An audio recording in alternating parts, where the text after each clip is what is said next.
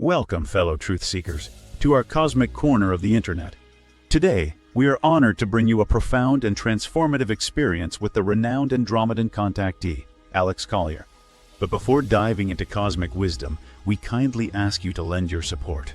Please take a moment to hit that like button, subscribe to our channel, and click the bell icon for notifications.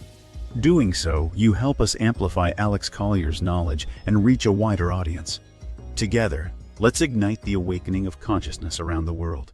Sit back, relax, and listen to the entire webinar number 27, where Alex Collier covers the current stat, the intention of DNA, the Nobel Prize discoverer of the DNA code, Vietnam, Venus, the discovery of new metallics, photon clouds, and the building blocks of life coming from starlight, angels, vortexes, and the holographic universe. Good afternoon, good morning, good evening, and welcome to 27, webinar 27. All these sevens and ones and twos in here. So 2017, webinar 27 on the 17th of the 2nd. I don't think we could get any more 217 than that, can we, Alex? And it's time for the overture from Alex Collier. Hello. How are you doing? Good morning. Good morning. I'm great. Should we just get to it? There's a lot to cover. Yep. Okay. So introduce what you're going to do and then do it. Okay, ladies and gentlemen, we're going to begin with where I left off yesterday. The last webinar about Vietnam. There's some more things to cover there. We're going to be talking about DNA, but first we're going to be covering the Nobel Prize co-discoverer of DNA. We are going to be talking about Venus for a minute or two. We're going to be talking about the discovery of new metallics, which isn't really new.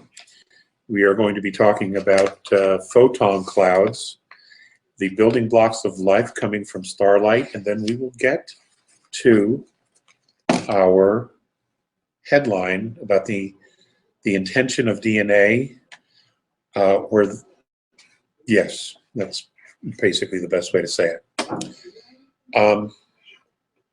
Before I get to any of that, I want to just tell you up front that there will be here in the near future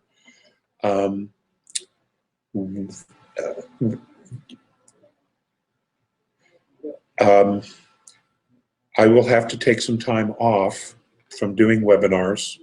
It may be 2 weeks, it may be a month.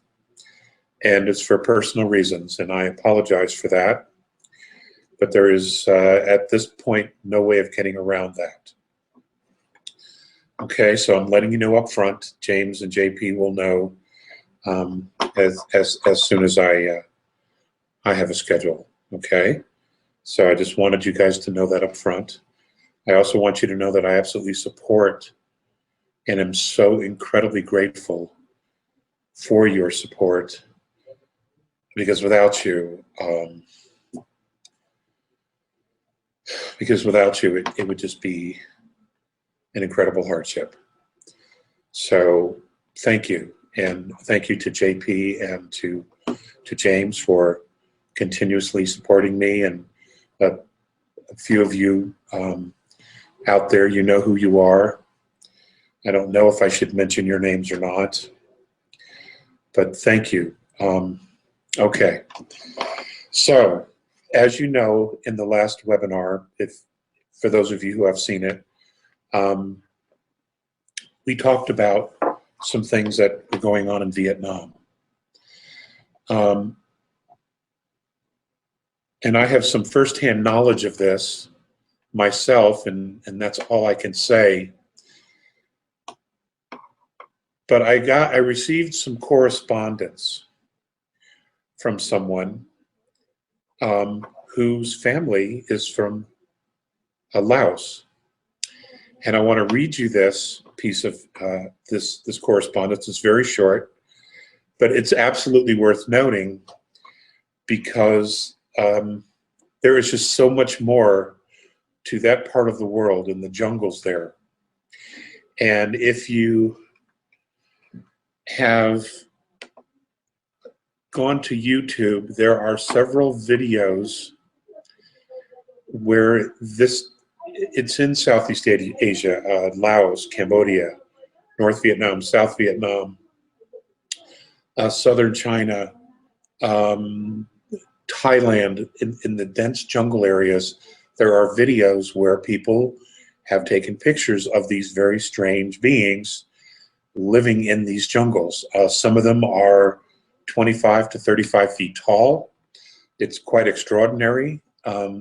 They almost look like stick people, but they're not.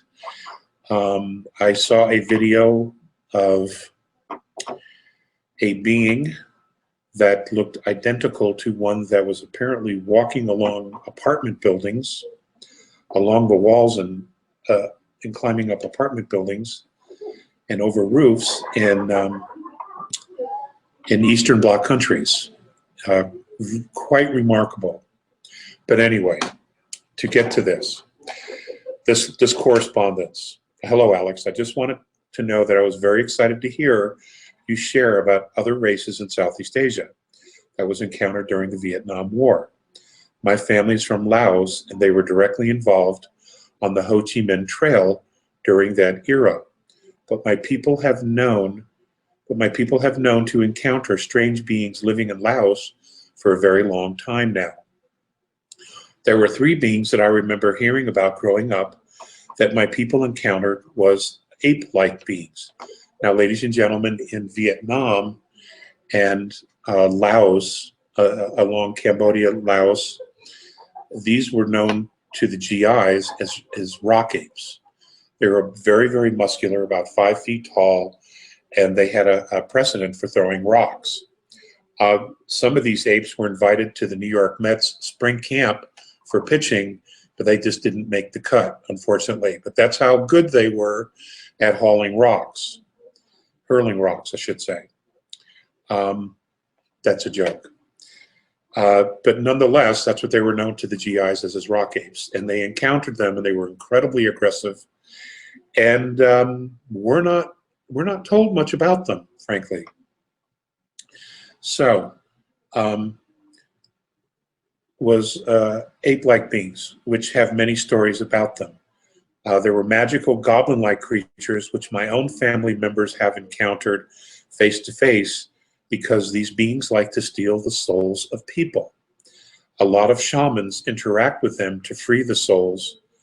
Their name in our language is also very hard to mention, being it seems that they hear it when we say it. It's a cultural thing. And a being that comes with a whirlwind and is very carnivorous. I am not sure what these creatures are called as well, but I always wondered if they were real growing up. But now I feel they may be more real, as has been taught in modern America. My father also encountered very large, tall beings who he views as very beautiful. I am not sure what these beings are as well. I hope you don't mind me asking you. They are close to my family's culture, to know more about these beings, etc. Zay, I will do my best to find out. But again, here's just someone who, a listener, thank you for that, who also has, real life experience, or whose family has real life experience that he knows about. So I wanted to share that because when emergency taskers were given, or evac orders were given to go into places to pull out teams, the teams would get in the choppers and they would talk about what was going on, and they would warn the pilots, because in case they had to come back for other teams, they wanted them to be aware of what was going on so they could be careful.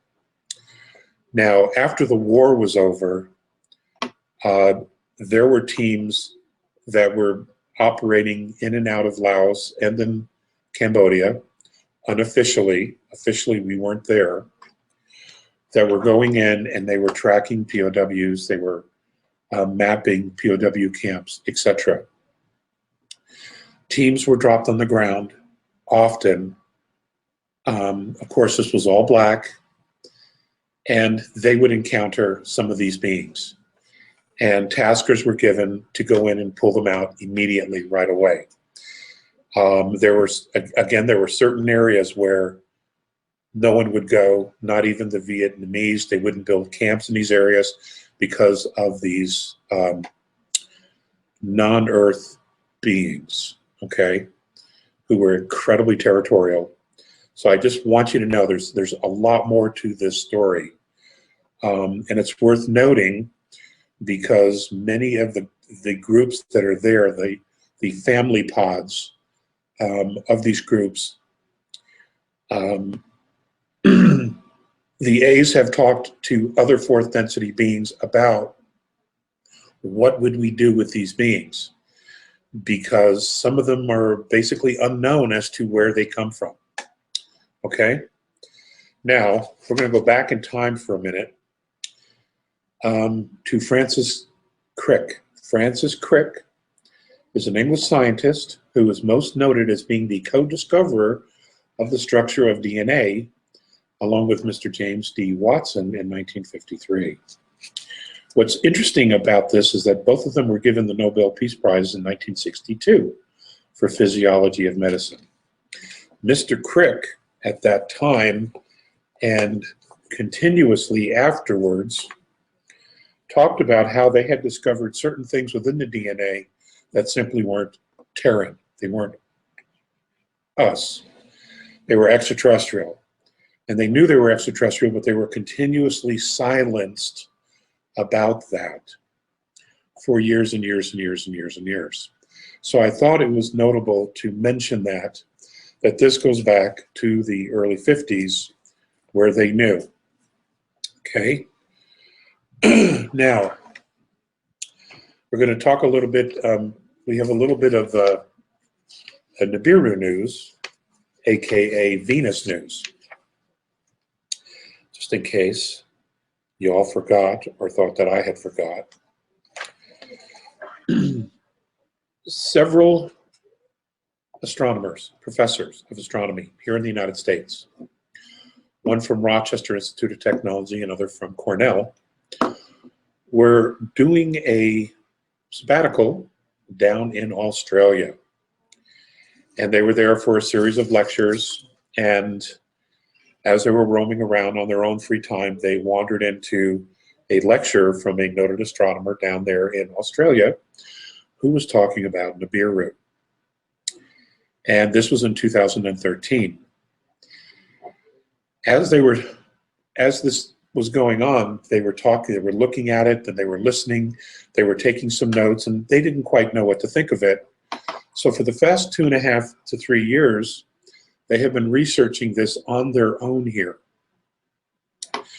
And one of the things that they have noticed recently, within the last 120 days, is that the brightness of Venus has increased 50 times its normal brightness. And they have also noticed the changes in Venus's atmosphere, which has been noted here and in other places.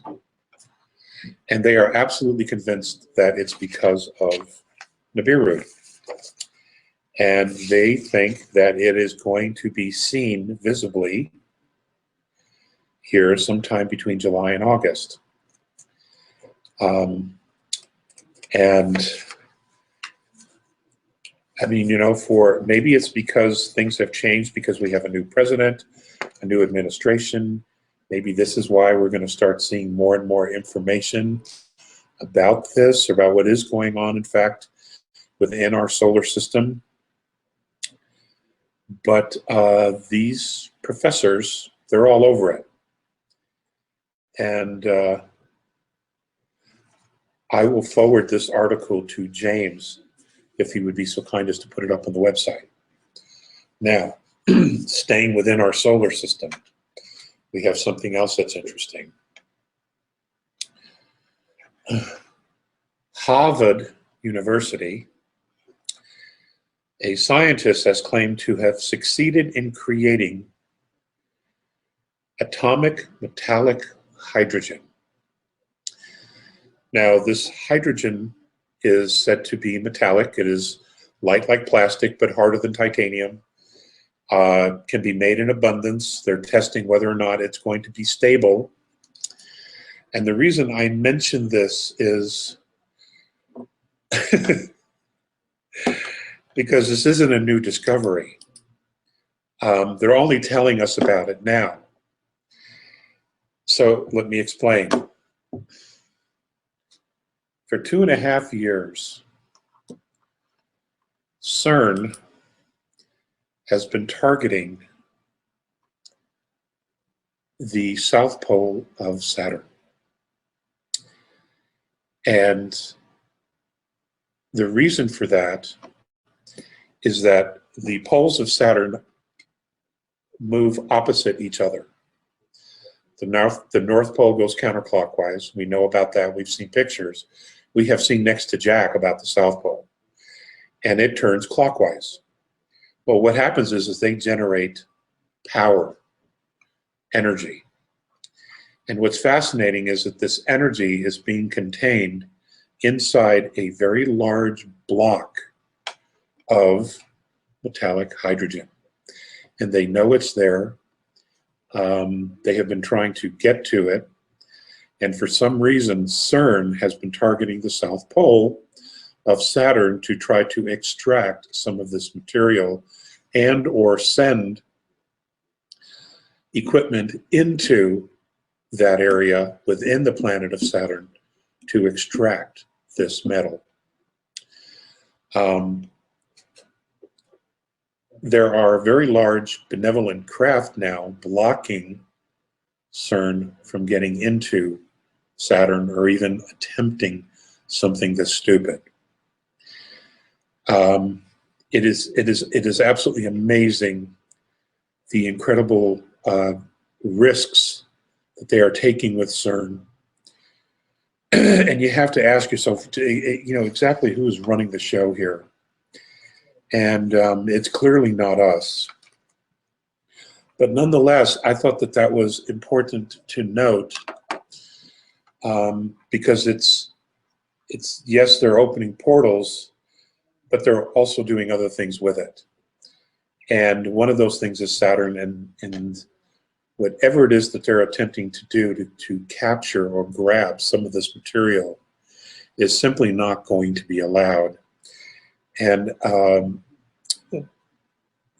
messages have been passed through CERN to those operators of this equipment that this is not ever going to be allowed.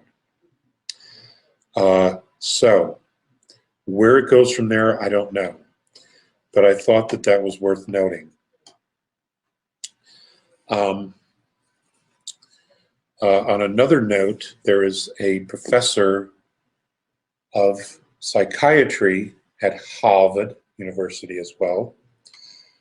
And she has decided that anyone who believes in Nibiru, believing in Nibiru or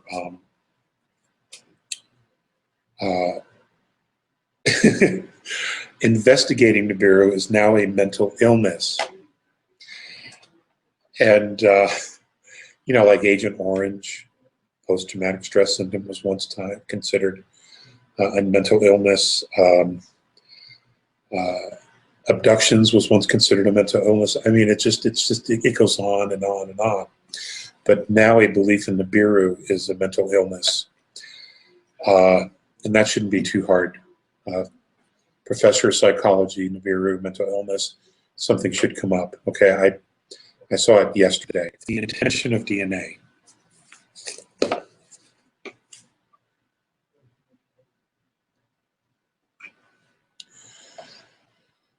The fact that the universe as we see it, as we know it, is a holograph is pretty much beyond dispute. Even the A's say it. Many other extraterrestrial races confirm that this is a holograph and that we're living inside of a holograph.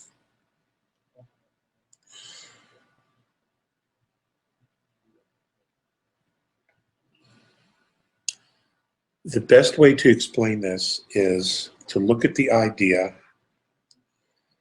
that, let's say we're living inside of a hard drive, and the program creates the space, okay, the space, and there are layers of storage inside this hard drive. And each layer of storage would be considered a dimension or a density, okay?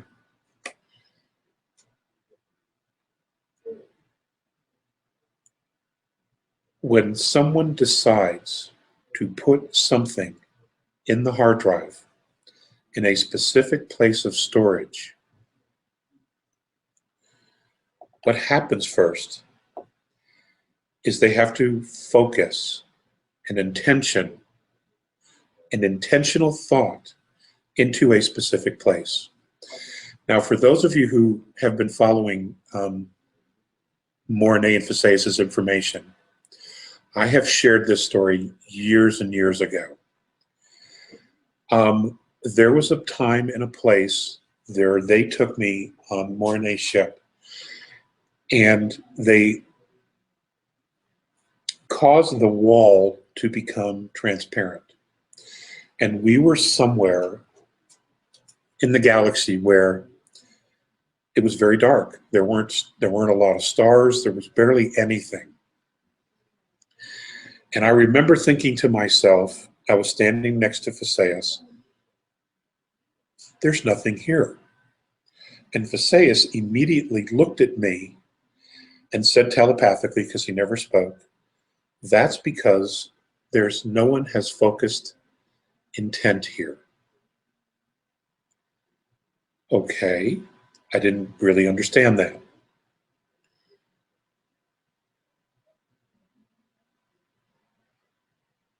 Let's move back to present time. He also shared with me at another time, which I shared this back in 1993, that what we look at, that everything came out of a black hole. And in 93, they talked about a frequency, an emission frequency emanating from all the black holes in our specific density, okay? And then it turned out later that there was an emanation coming out of the black holes on all the dimensions, all the way up till that particular time. I think this was the 12th. I think some of you will remember that. So here's how this works. Here's how I've been told this works. First, there's black holes on all the dimensions. They serve a very specific purpose. And it is essentially a recycling of physical matter. When a black hole absorbs physical matter,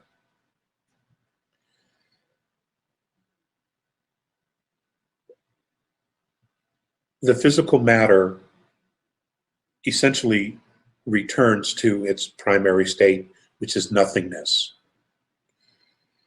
What comes out in the frequency, the emission, the frequency, is in fact conscious memory, DNA memory, and whatever knowledge and wisdom had been accumulated by that which had just been pulverized, for lack of a better word. Now, why do I bring this up? Because all knowledge is already here. If you look at our level of storage in our dimension, we really have to call it third and fourth density now, because we're there. We're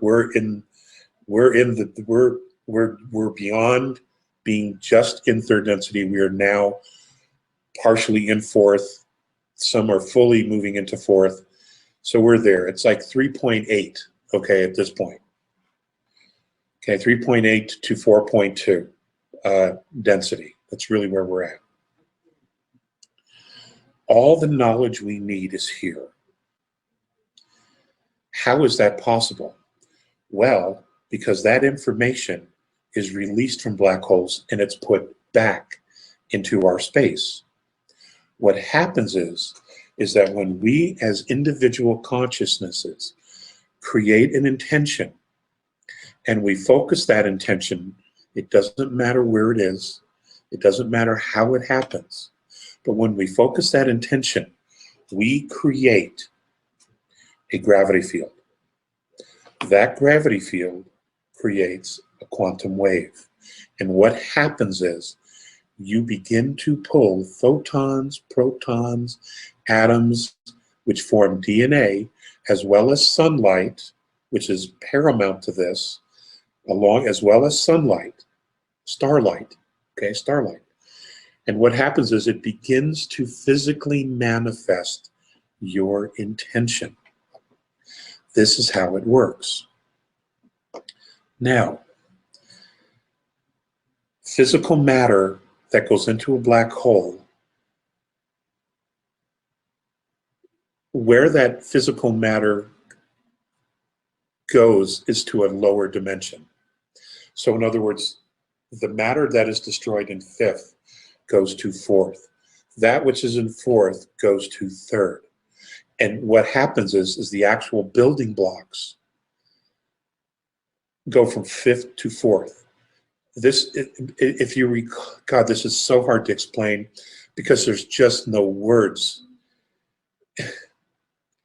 But I told you several webinars ago that there's an ecosystem to our universe, to this whole thing. There is an actual ecosystem so that nothing is ever wasted. The consciousness stays, okay?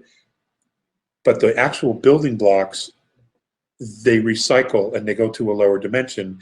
And essentially what happens is everything is interconnected. There is a symbiotic relationship between all the levels, all the dimensions. And the knowledge that we seek, the knowledge, the music, all of it is here and it's been here. It isn't that you're not creating it yourself, you are.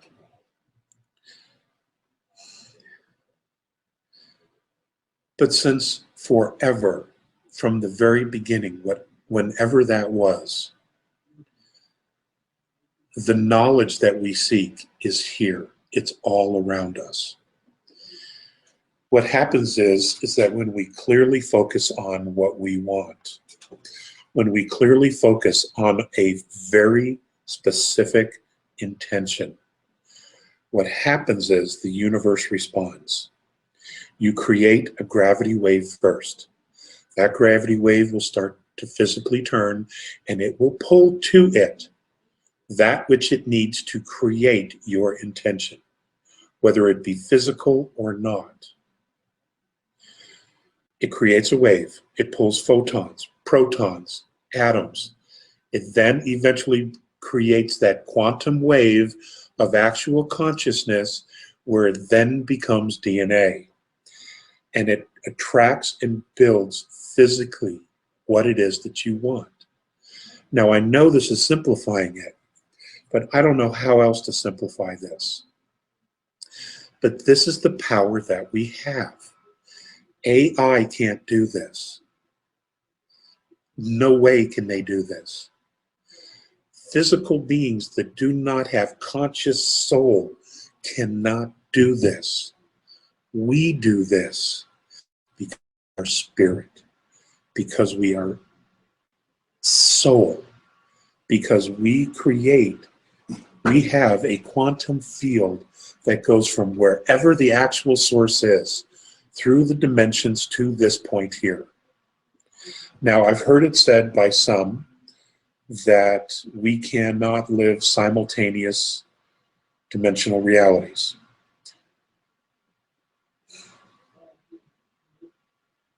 According to the A's, we absolutely do. We absolutely do. It doesn't mean that you're always going to have a lifetime in physical and fifth. You may have one in sixth, seventh, third. You may have one in fourth, ninth, 10th, or 11th. But you are having a physical reality, okay? It could be that your quantum field just passes through 1 or 2 or 3 dimensions because your focused intent was to experience or to explore something on this level of creation, whether it's third density, fourth density, etc., or this storage level, as I was saying earlier. But the reality of living different physical realities is a fact, according to the A's. And I trust them implicitly. Now, if you study how DNA is manifests, how it comes out of nowhere, it is absolutely fascinating. Now, let's say someone dies. You've created this intention, you have lived a physical lifetime, and now suddenly the body is gone. The body breaks down. The physical portion of the body breaks down. The DNA still exists. In fact, they say that the blood of the DNA never actually goes away. Well, what's fascinating is that even if you were to take the DNA away, if you were to extract it completely out of the physical field you were living in, the gravitational field that you first created with your intention, that pulled in all of the atoms, protons, and molecules, and then created the DNA with starlight, that gravitational field remains forever. It's still there, even if you take the DNA out. That gravitational field that you created with your intention, that field, that physical field, gravitational field, is still there. It exists continuously. Ladies and gentlemen, that's remarkable. That is absolutely fascinating. That is the power. That is the power that we have to create. Now, you have to ask yourself, if you can grasp this, if you can grasp this power that you have to manifest and create this,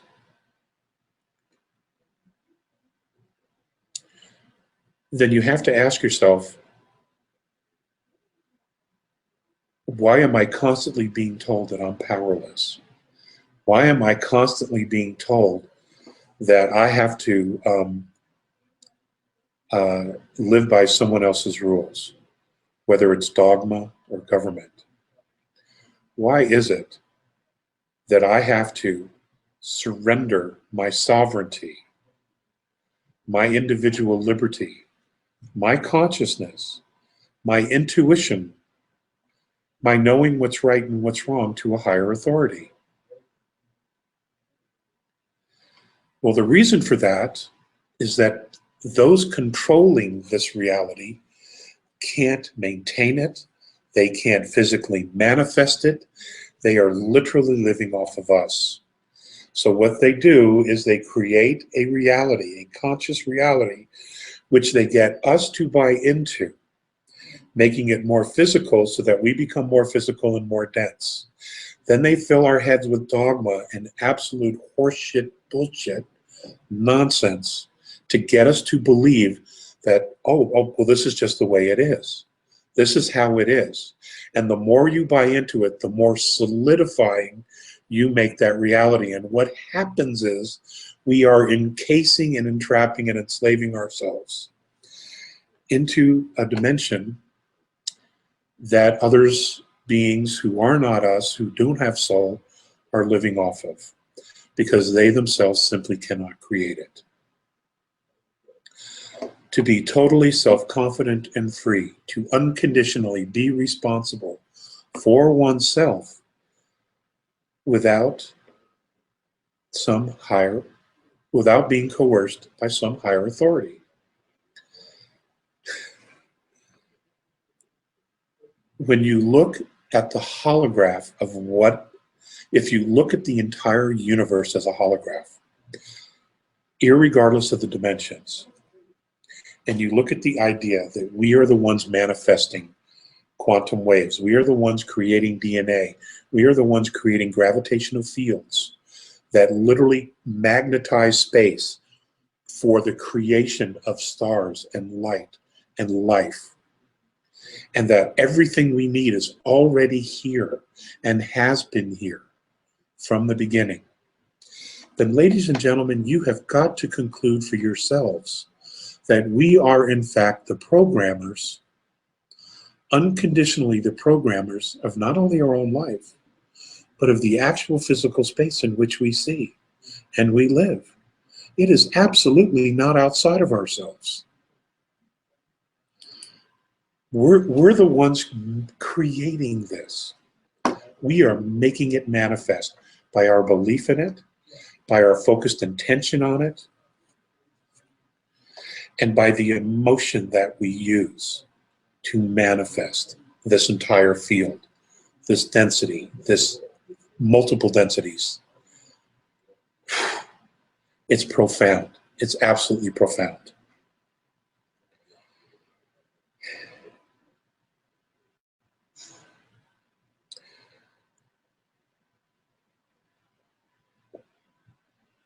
What scientists have discovered is that the human mind is so powerful that it can spontaneously form DNA out of just two elements, oxygen and hydrogen. Okay? Think about that. Okay? Think about that. And what forms first is gravity. So where there's gravity, there's consciousness, there's intent, there is focused intent, because that's what we manifest first, is a gravity field, which pulls everything else together. Now, let's move to the next piece of this.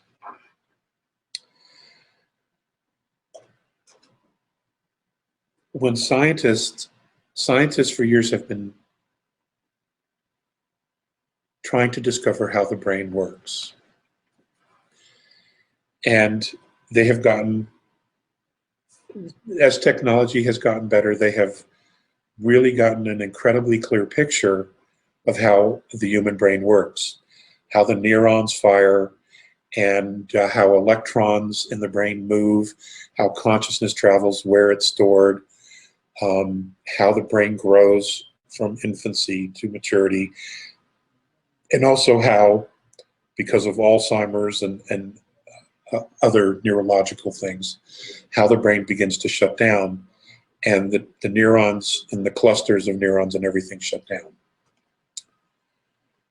It wasn't until this December that an astrophysicist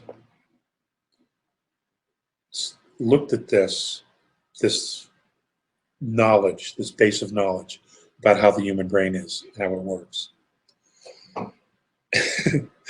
That he took the galaxy and a human brain and put them side by side. And ladies and gentlemen, they were virtually identical.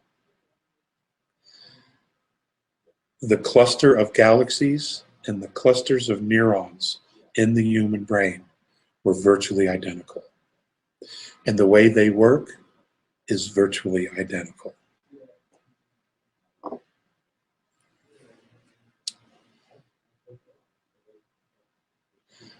We are all extraterrestrials. Okay? We are all extraterrestrials. We all have come from someplace else. And the journey of self-discovery is still the journey. It is still the journey. Now,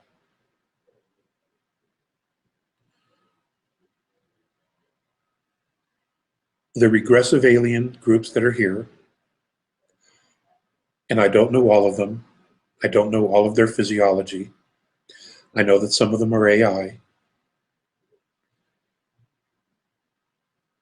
which in itself is an extraordinary technology. Okay, I have to admit that.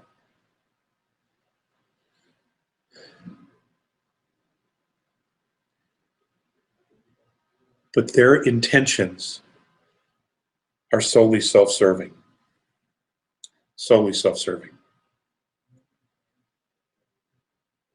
Now, the benevolent groups, some call the galactics, their intention is to free us from this self-imposed prison, and at the same time introduce us to the idea that we are so much more. And I say this because those coming from 6th, 5th, and 4th density, they are amazed at how strong we are and our potential to create matter, to bend light. Okay? You know, the only thing that can bend light is gravity. And yet we can do this. We bend light all the time when we start creating, meditating, and manifesting with focused intent what it is that we want. The first thing that happens is you create a wave. Well, that wave is the bending of light, which creates a gravitational field, which draws all of the physical and subparticle universal things that we need in order to physically manifest physicality. That's what we do. We can bend light with our minds, with intention. This is an awesome responsibility. And yet those of us with soul can do this.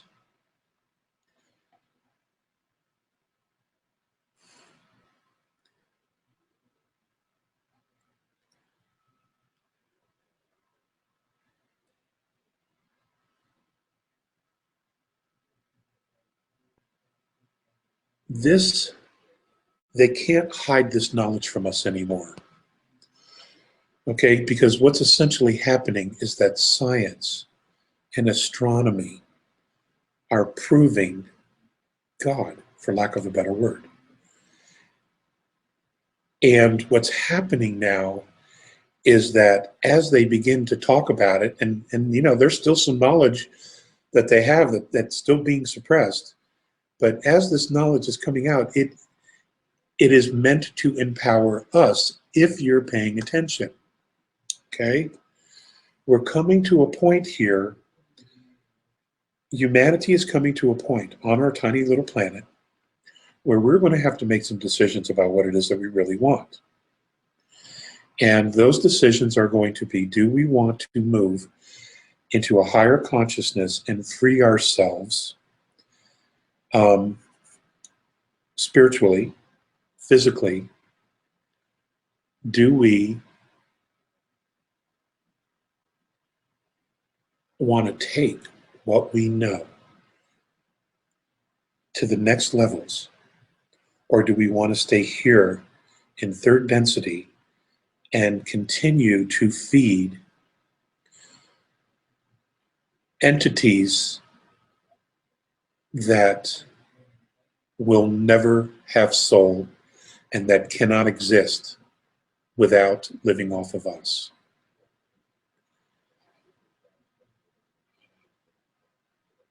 Because we can't have both.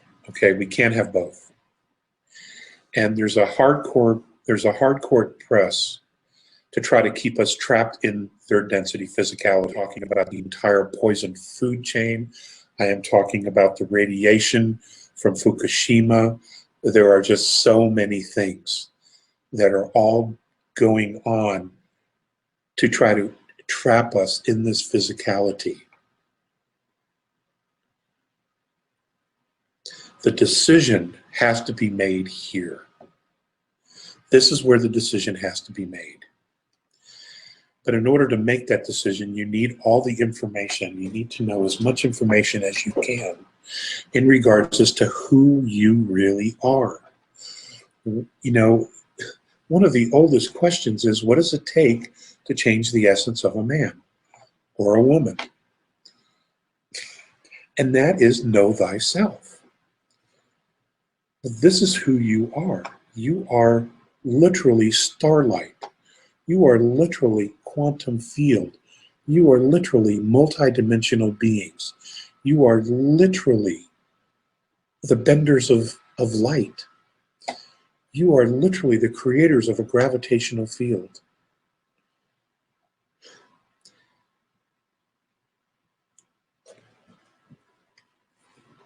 This is why it is so important to find those places where you can be quiet, where you can hear your own frequency. Because when you can lock into your own frequency, when you hear it, when you know you're somewhere and you are just still inside, and you know those moments, you cannot mistake those moments. It is then, if you ask for what it is that you need to know, ladies and gentlemen, I swear to you, you will get your answers. It may not happen immediately, but it's going to come because they want you to know. Your higher selves want you to know. The Creator wants you to know. They want you to know who you are. And when you do this, you align yourself all the way up to the very top, wherever that is. I myself have had absolute glimpses of this a couple times here on Earth, and it's definitely a lot easier outside the Earth's atmosphere. I've had glimpses of that, and I'm telling you, there's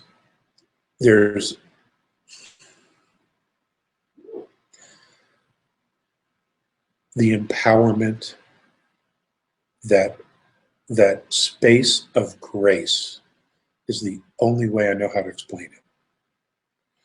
It's overwhelming. It's absolutely overwhelming.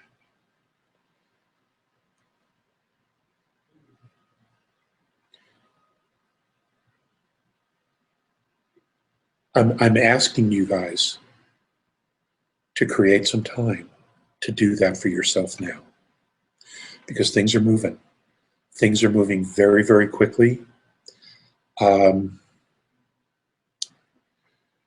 is an awful lot going on, not only in our solar system, but in fourth density, fifth density, sixth density. There is change manifesting everywhere, folks, everywhere. And our little planet, our little group of Patal that are here, you know, we're on a mission. We are absolutely on a mission. And I don't know all of the components of the mission, but folks, we're on a mission because right now it's all about getting our humanity to the next level. It's a game changer, okay? For us to get from where we are now to the next level, through fourth and to fifth, this is a game changer. And an enormous amount of resources are being focused here on this happening. We have to pay attention to that. Even if you don't believe it, pretend you believe it. Or just focus on you. Just focus on you, on your own quantum field, your own bending light, you manifesting and changing DNA. Then just focus on that.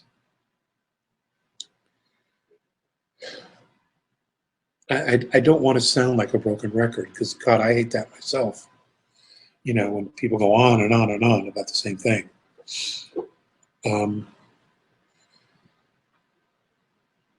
But we have some very critical stages of energy coming to Earth from higher dimensional realms. The end of March will be another one, July, August, then October.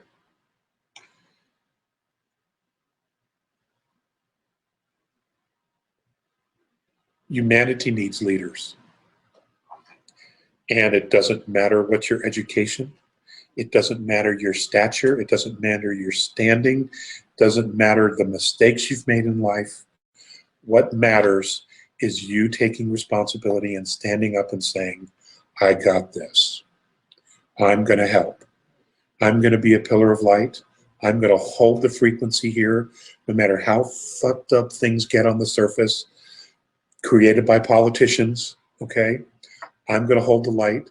I'm going to do what it's going to take to make sure that we all get there. I am going to defend humanity. That's what we're looking for, okay? We're looking for knights. We're looking for knights. The Knights of Terra, that's what we're looking for. We're looking for people, and you can be men or women, it doesn't matter. You can be transgender, it doesn't matter. What matters is that you make your declaration that you're going to hold the light, and that when these frequencies come in, you're going to integrate it not only into yourselves, but into the earth and into family and friends. And it's not that you have to stand up on a soapbox and do it. They will know. They will know what's happening, okay? Or they'll feel it. The idea here is to ground the intention of moving humanity to the next level. This has to happen, guys. This is a game-changing event, and we are right in the midst of it, and we're a little bit behind. Okay, we're a little bit behind. The game is getting late, and we're behind because maybe help didn't get here soon enough. So we're behind. Now everybody's having to scramble. Okay, and both the light and the dark, both sides are pulling out all the stops. They're pounding at each other. Okay. And you cannot sit on your laurels. The dark side, the regressive side, has not been defeated. They have not surrendered. I don't give a shit what people are saying. They are still fighting tooth and nail. There are a lot less of them, but now we're getting into the big leagues. Now we're getting into the actual controlling structures of planet Earth, the controlling structures of the Elohim, the controlling structures of the Nephilim, and we're getting into the reptilian and the AI groups.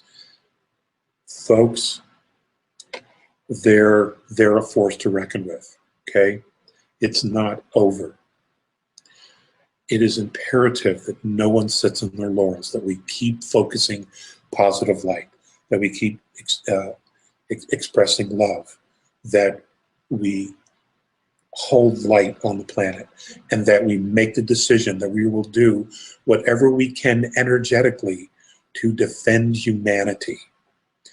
That's imperative, that we defend humanity, because we are all together in this, okay? This is not an immigration issue whatsoever. This is about humanity. And we will be judged on our compassion for ourselves, for each other. You know, when we cross over, you know, we're not judged by all of our mistakes. That's what this is all about. It's about making mistakes. We are judged on the places where we withheld love. That's what it's about. And we can all consciously make an intention not to withhold love and to ground humanity in it.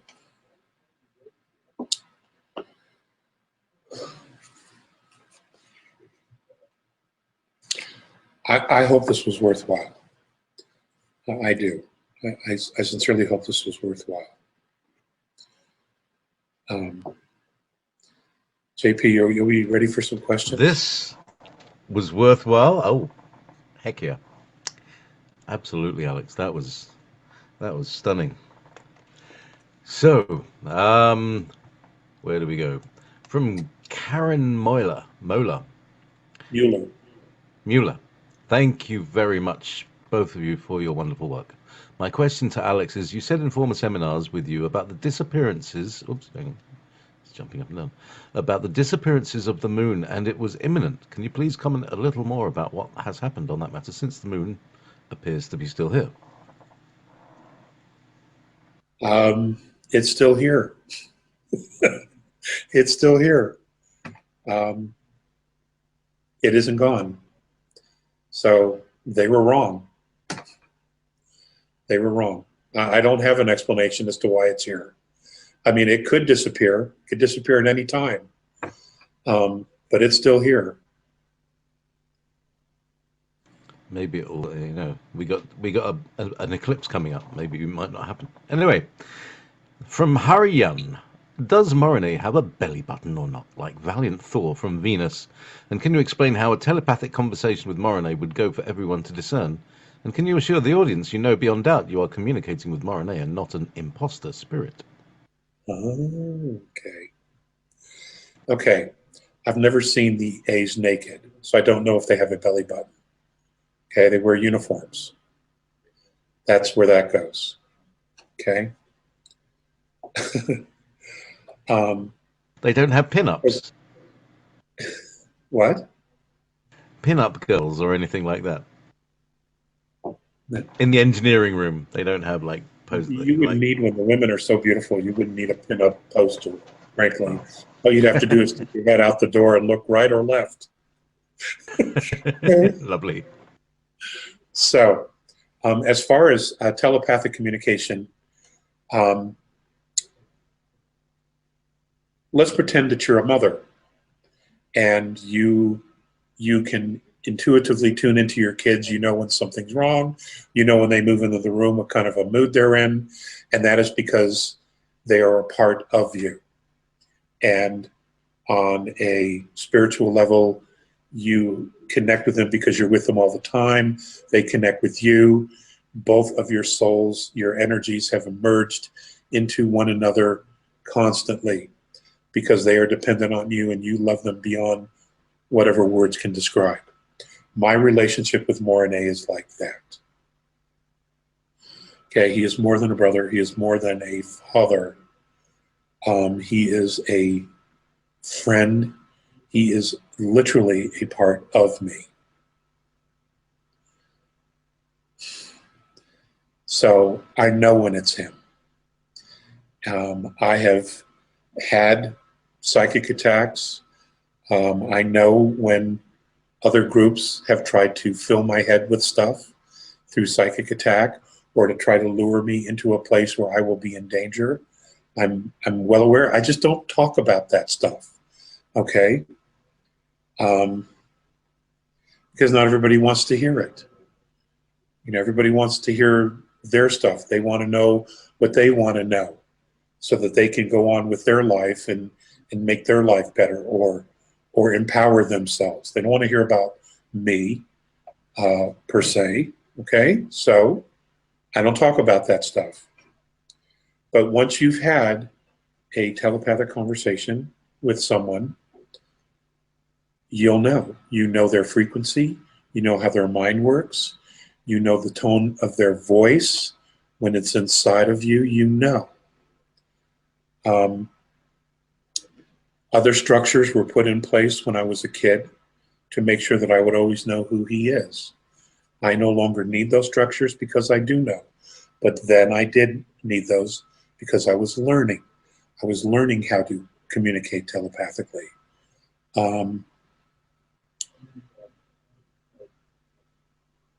I was learning to know his frequency. I was learning to know my own, okay, at the same time. So, you know, there was a learning process that took many, many years to go through. And we're past that. We're past that stage. Okay? I wish you to have that experience for yourself so that you would know it. It's awesome, actually. It's instantaneous. It's the best wireless system that there is. You don't need the phone. You don't have to charge a battery. You can think about someone and they get it. And you can communicate. I'm sure that happens on some level to all of you anyway. You'll be thinking of someone and then they'll call. Or you'll be thinking about someone and you walk into a store and there they are standing in front of you. So you're already getting sort of that information. Okay, it's just taking it to the next level. If you have pets, practice this with your animals. Cats are very, very good with this. Cats can be very telepathic.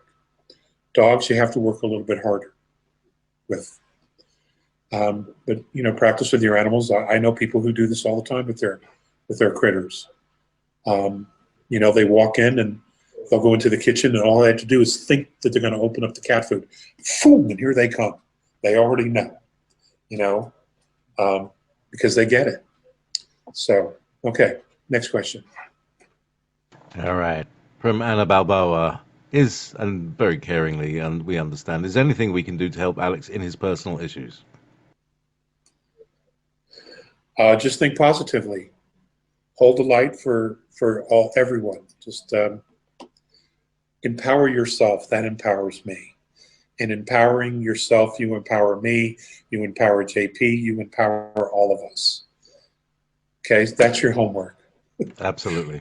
That's your homework. Okay, another personal question from Sonia Finch. Did your parcel arrive safely from her?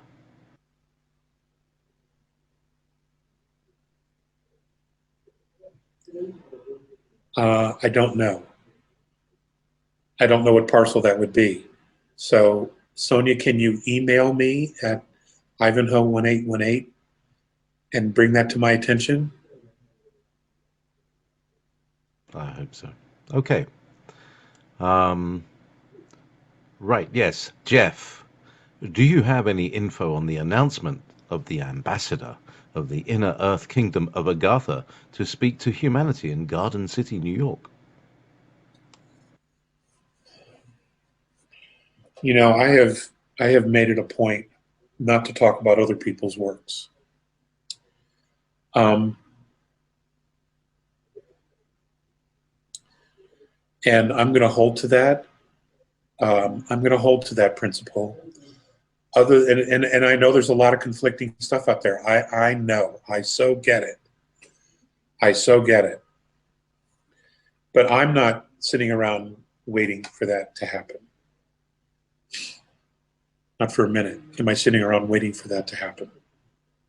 Okay? Do we have another question? Sure. All right. Along. So, meanwhile, all right. So, weird question. No, well, not really weird question. Is there any truth to the whole Xeno, the Scientologists? Is there any truth whatsoever, or is it complete and utter? I mean, what percentage of BS did he write about? Are we talking about L. Ron Hubbard and Scientology? Yeah. Well, Yes. I am so not an expert on that. I am so not an expert on any of that. All right, they got this big story. So I don't It's an know. interstellar story about a ruler called Xenu.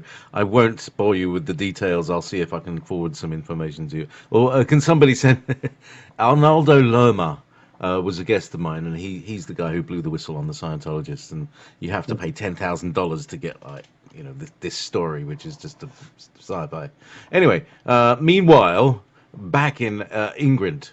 In England, can Alex please comment on the current stats with the Stargate and the reptilian attempts to lift it, as I understand that they are being quarantined here on Earth and cannot leave? That is correct. They are on total lockdown. They had a chance to leave a couple years back. They didn't. And then they persisted in being assholes. So now they're in lockdown. And now they're being dealt with. Now they will be dealt with in a very different manner, one which they will not like at all. But they brought it on upon themselves. Okay, we're at a place where there's no more excuses. The regressives have no more excuses at all, and no one's even listening to their excuses. So it's almost game over. We're not there yet. We're not there yet, which is why I cautioned you earlier. You know, we can't sit on our laurels. We have to continue to hold the light. We have to continuously bring in more light, and make a conscious intention to protect humanity with our spirit. Okay, because we're getting to a crossroads here, where there are going to be very dramatic shifts, and they're going to happen very quickly in sequence. Events are going to happen in sequence, and it's going to be boom, boom, boom, boom, boom, new reality. Okay, a new reality. But we're not there yet. We're not there yet. You got to remember that most of humanity that is not awake, that is not empowering themselves, they're being used as hostages. Okay? They're being used as hostages. From Lauren, you talked about an angel. Can you describe the physical appearance of the angel? And do you think that this being reminded you of your divinity because of your commitment to assisting humanity at this time?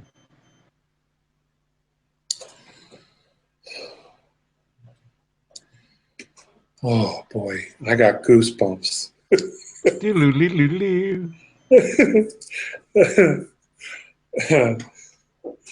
I'd say that's a confirmation then, Lauren, yes?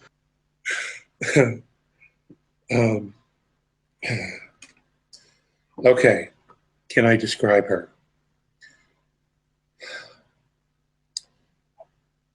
Her skin was a very, very soft gold color. Her eyes were brown. She had an incredible smile on her face. Her features were incredibly delicate. Do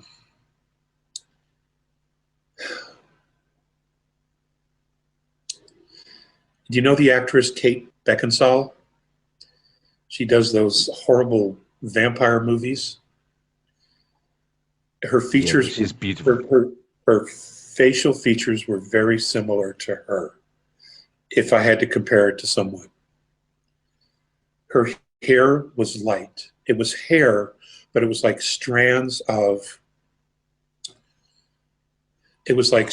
fiber optic light. I didn't see the wing on her left side. I only saw the one on the right side because that's the wing that came up and enveloped me.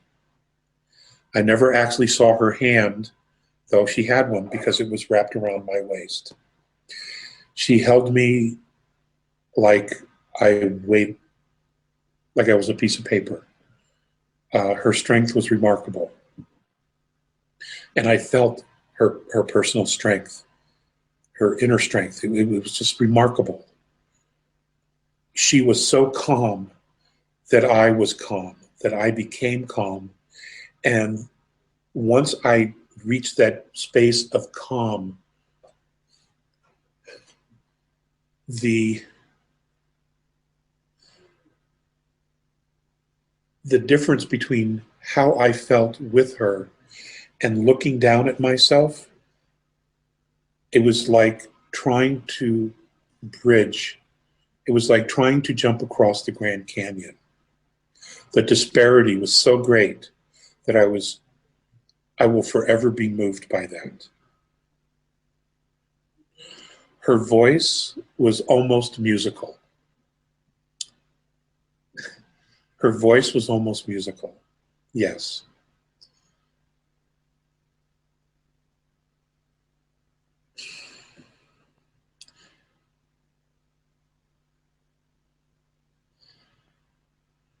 In comparison to being with Morine and Phaseus, in comparison to every other life experience that I have had to date, that still is the most profound experience I've had in this lifetime to date. It is still the most profound. And I don't say that lightly. I don't say that lightly.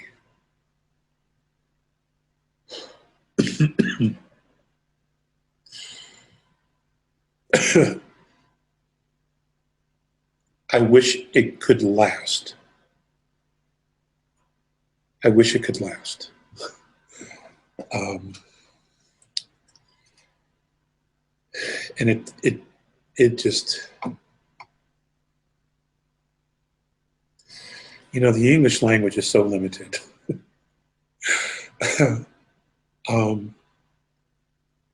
I wish that there was a way that, you know, like what Spock does in Star Trek, you know, he does this and you see it, you feel it, you get the whole thing. I wish we could do that. And Alex, it's happening already. Listen, okay. there's an image of Kate Yeah, I see Kate that. Beckinsale with blonde hair, and yeah, I get that. Beautiful. Thank you so much. Okay. So I'll edit that into the video as well. So back, but like what I was saying is, when you describe that, we do mind meld. We do get the download from that. You understand that loads of people here who are listening and are part of this. This is a participation thing, and we feel and download what you're talking about. Many of the questioners and listeners will get it get the vibration of you. I'm sure that. Well, in my opinion, it doesn't even scratch the surface, though, of the actual experience. But thank you for that. Good. Well, look, here we go. Yeah. I think we've spoken about it, and you might have been asked. You might have said we'll ask, but asked you. This is a question from James, another James, I hope. Are flat-topped mountains former huge trees that were mined out in the distant past when they took all the gold out of the planet, and when there were giants here? It's possible. I want you to look at the idea that many of the large flat-top mountains were areas that were cut off because that's where the ships would come and land so that the gold could be loaded on board. The ships would come down and land on top of the mountains. And then the gold would be brought up using technology. They would load it. And you know, if you're in airplanes, you can see obvious areas where you have all these mountain peaks, and all of a sudden you have this perfectly flat something in the middle of nowhere. There's no roads or anything, and those are areas where the ships would land, and they would load the gold or other minerals before they left Earth to take them somewhere else. That's a good question. That's a good question. Thanks for asking that. From Fence Walker. Fence walker, I like that. Yeah. All right. Okay. So the question is okay. It's broken into. I am new at this. Sorry. Okay, Prince. Sorry. That's okay. We've all been new at something. No need to apologize. All right. So yeah, we know. All right. So Alex, can you please tell the A's that if the star nations need 55% or more to free us, then all they need to do is ask humanity's unconscious mind. I know that they will find that we, as a people, will ask for their help and be freed. This is why 80% of 90% of the population cannot ask for help from the star nations. With this in mind, please can you ask the star nations to ask the unconscious minds of humanity if they would like being freed. And they will all say yes. I know this. He says. Yay! Yay!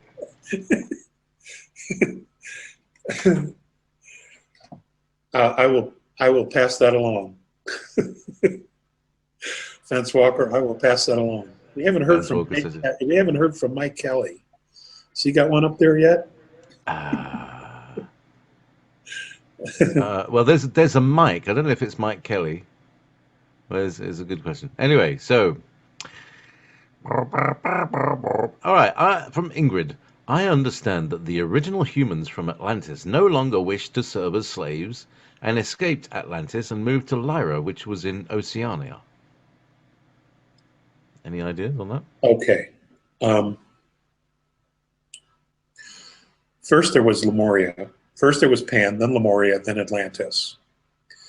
The Lemurian cultures, and they were a cluster of different tribes from different places off Earth, were they would be very indicative of the indigenous people.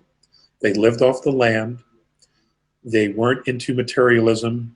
They focused on spirituality and being at one with the planet itself. And then along came Atlantis.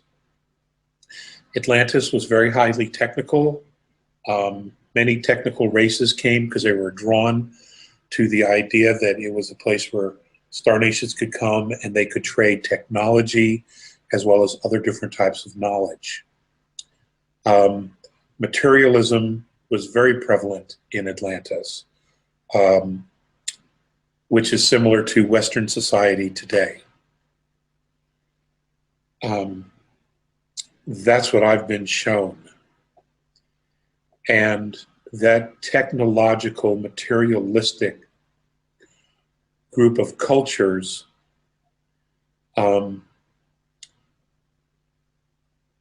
became very indifferent to the spiritual walk of life and those who walked it. When Atlantis went down, you really could not call it a spiritual place. You really couldn't. It was very much like Western society is today. It suppressed spiritual cultures. It didn't want to hear it. Everything became about the technology, the machines. And great things were done then. Great machines were built, as you will soon find out as the ice thaws in Antarctica. But there was a real divide between the two cultures of Lemuria and Atlantis. So, you know, that there are a lot of blinds in metaphysics when they talk about Lemuria and Atlantis. The stories that they propagate are those that have been passed down by those who caused the fall of Atlantis, but managed to survive. You know, history is always written by the victors. So you have to keep that in mind. If you can't objectively get both sides of the story, then you really only have one side. And we don't know the full stories. We have not been given the full story of Lemuria, Atlantis, Atlantis's colonial cities, the 7 cities of Cibola. We haven't been told much about that. Much of that is still shrouded. And there's reasons for that. They don't want us to know what really happened. So there you go. Is that for protection or for theirs? I believe it's for theirs because they're the ones who are hiding it. If they had nothing to hide and they genuinely wanted humanity to be self-empowered and to move and evolve, there'd be no reason to hide this. You'd think. You would think, right? Pirates. They're all pirates. Pirates are. Yes, long story. All right. So, hey, quick question from Maro. When's your birthday? July 11th. July 11th. Ah, lovely Cancer. Okay. From Lauren. Did the frequency coming out of the black holes in 93? Oh, let me show you something. You were talking about the black holes earlier. Right. And I saw this on a video and I thought, I've got to get one of these things. And I showed it. I showed it on the show the other day. Have you ever seen one of these, Alex? Watch this. The Slinky? It's kind of like a slinky, but it's a No, vortex. I haven't. I've seen diagrams, but no, I Yeah. haven't seen them physically. Check this because it actually shows the behavior of a vortex as you go through it. Watch this. It goes. My hands are. I got the. It's someone with a thinner arm, and it'll go straight down. Well, that's very cool. That's very cool. It's called Flippy Flux. And you should probably let everybody know where they can get one now. Yeah, get one on eBay. FLIPYFLUX. And it's so simple. It's stainless steel ribbon, and it's just got one weld, and it's kind of a multiple Mobius strip. Cool. Beautiful thing. Hey, listen, we got like 5-6 minutes left. Yeah. Okay. Meanwhile, so anyway, we were talking about vortexes and your the frequency coming out and affecting all the dimensions. So there we go. Did I To my bump knowledge, into that that's question? still occurring. Yeah. Yes. To my knowledge, that's still occurring. All right. So from James, what was 2012 all about? It seemed like an anticlimax to many. A lot of people went back to sleep when things didn't instantly change. I think that the hype around 2012 is really the real hype about 2017, 2018. But as they do, they'll give everybody a false narrative so that when it doesn't happen, everybody goes to sleep. And they basically do it to empower you. Because if they can get you to change your focus into something other than humanity, preparedness, spiritual evolution, evolvement, getting your house in order, when you've done all those things and you live in that space, you're an incredibly aware, self-focused, and empowered person. Now everybody has just gone back to their jobs. They're not doing anything. They've allowed themselves to be completely distracted with all this other stuff. And now that these scenarios are really beginning to play themselves out, no one's prepared. No one is even listening because they're like, oh, that didn't happen. It didn't happen before. It's not going to ever happen. Yada, yada, yada. And if you can do that to a majority of the population of the planet, then you win. You keep the frequency low. That's, in my opinion, what I believe happened, and that's what they did intentionally. They know us very, very well. They do. The dark side knows us very, very well. Hell, they've been programming us for thousands of years. Of course they know us very, very well. Most of us have bought it hook, line, and sinker. So they brought the conditioning and the programming. So, but now some of us are breaking free. Now some of us are seeing it for what it is. Some of those crabs in that bucket are actually getting out over the edge and walking on the dock, to use an old fisherman's analogy. So it's changing. Again, how I ended my earlier presentation is we have to hold the light. This isn't over yet.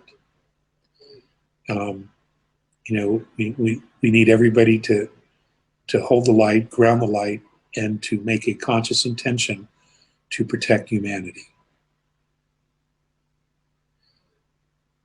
Knights of Terra, the Knights of Terra. Hopefully not terrorists. So we've got a question from Mike Kelly. We've got two, but there's a quick question. Are some of the Andromedans also Patal? Yes. Yes. Are a lot of the people listening to this broadcast Patal? I'm told they are. I am told they are.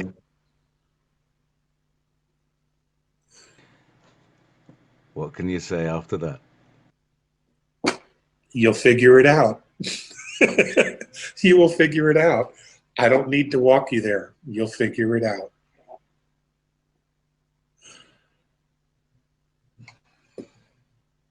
All right, so here on Earth, and there's another question from Mike. Here on Earth, we need to eat, right, exercise, and take supplements to deal with the poison that abounds. Will the energy waves incoming become so powerful that we will feel good, irrespective of our hygiene? Does that mean I can stop brushing teeth and hair or something? Anyway, yeah.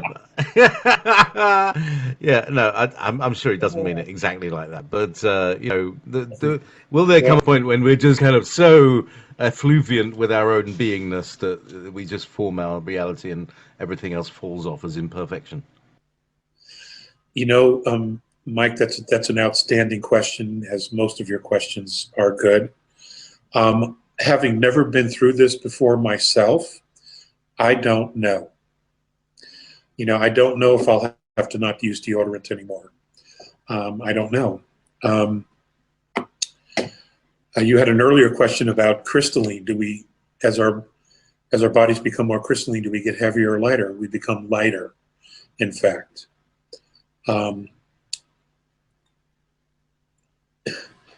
Crystalline structures in fourth and fifth density are not like a quartz crystal here now. They're totally different, okay? They're different.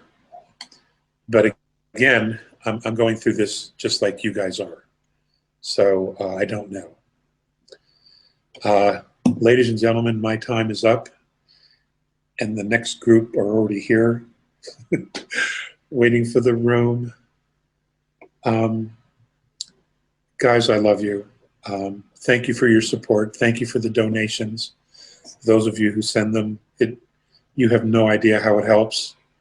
I have some physical challenges, and I just ask that you guys hold the light, and you do, that you empower yourselves, because that in turn will help empower me. And we'll see you next time, okay? Love you guys. Take care. Thank you for joining us on this extraordinary journey of self-discovery and cosmic enlightenment with Alex Collier. Your support means the world to us. If you found this video insightful, please show your appreciation by giving it a thumbs up, subscribing to our channel, and clicking the bell icon to receive notifications for future uploads. By doing so, you stay connected with the latest cosmic revelations and help us spread Alex Collier's profound teachings to a broader audience. Remember, every like, subscription, and bell click can awaken more minds and ignite a collective shift in consciousness. We encourage you to share your thoughts, reflections, and questions in the comments below, as your engagement fuels the expansion of knowledge and fosters a vibrant community of truth seekers. Together, we can uncover the hidden truths of the universe and embark on a journey of cosmic transformation. Until we meet again, keep seeking, growing, and shining your light in the vast cosmic tapestry. If you would like to see Andromedan contactee Alex Collier live via video stream, we host an online seminar 3 times a month on a Friday at 2 p.m. Eastern Time. For more information and dates of upcoming online seminars, please visit alexcollier.org. Please click on one of the above videos to seek more of Alex Collier's knowledge.